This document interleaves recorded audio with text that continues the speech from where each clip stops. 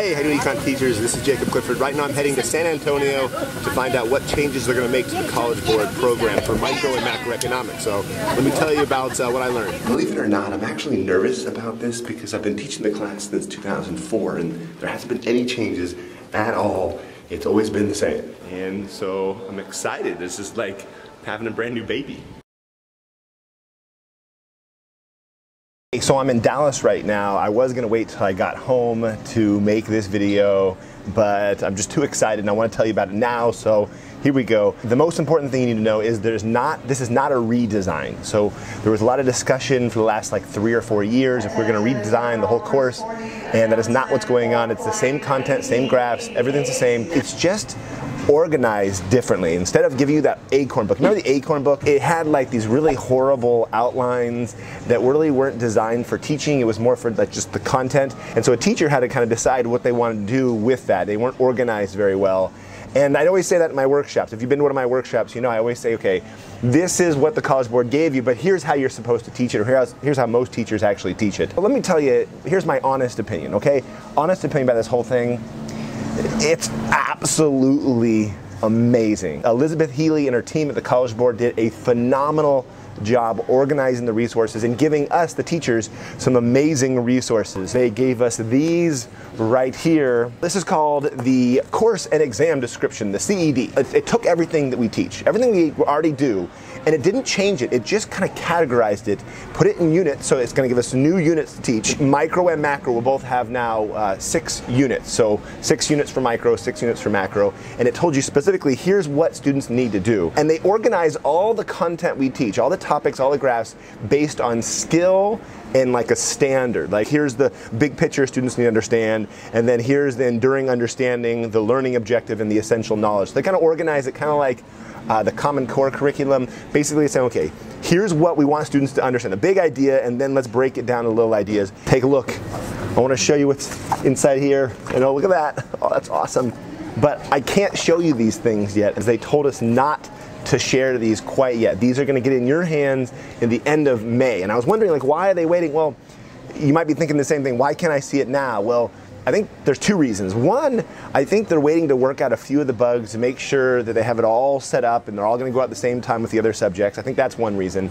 And the other reason, I don't think they want to put it out there in before May and make people think that that's applying to the test this coming May. Like, they're not saying, okay, this is for this test. This is not going to apply until 1920, so the 2019-2020 school year. My favorite part of this whole thing is a breakdown. They called it Course at a Glance, and they gave you the 6 different units, and it gave you standards inside there.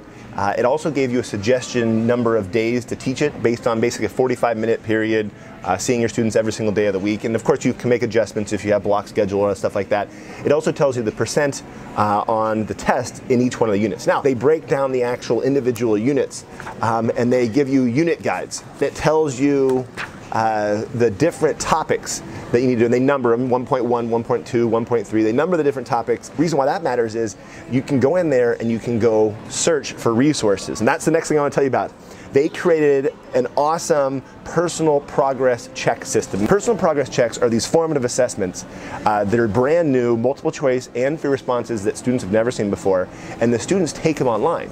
Every single unit, the students can go take basically an online practice test. It's about 25 questions or so, 20 or 25 questions that, you know, are basically AP test questions to see if they're actually getting it at the level that they need to pass the AP test. You can kind of see, okay, are my students getting it, or are they not getting it? And they kind of give you a score and a breakdown. You can actually see how your students performed. And basically, it's kind of like benchmarks along the way towards the AP test, and they're awesome. And that's not all. They even did this, a test bank.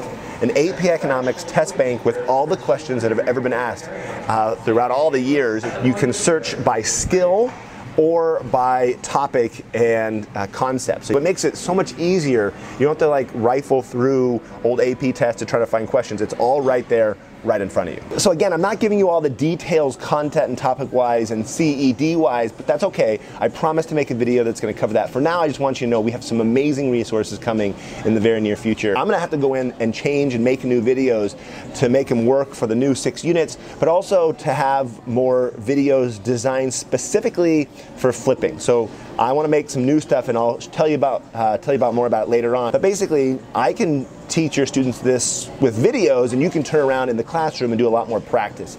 And that's what I'm going to do. That's my first thought when I saw this stuff, because it tells me exactly, here's what I need to cover in my videos, no more or no less, and I can organize them the same way that the AP test is now organized. Anyways, thank you so much for watching this video. Stay tuned, more details are coming. I know I left a lot of details out, but I'm telling you right now, you are not going to be disappointed with the resources the College Board made, and they didn't pay me to say that. They're really, really that good, okay? Thanks for watching. Until next time.